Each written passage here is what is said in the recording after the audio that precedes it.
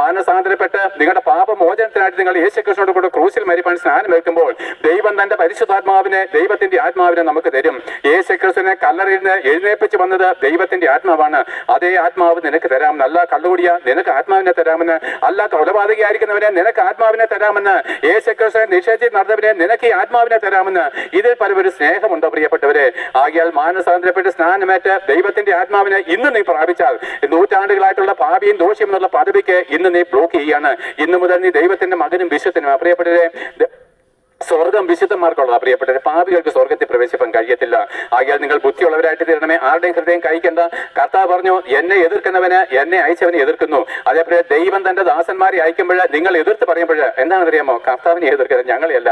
ഞങ്ങളോട് ആർക്കും ദേഷ്യമൊന്നുമില്ല. ഞങ്ങൾ പ്രസംഗിക്കുന്ന സുവിശേഷത്തിനോടാണ് നിങ്ങൾ എതിരെ.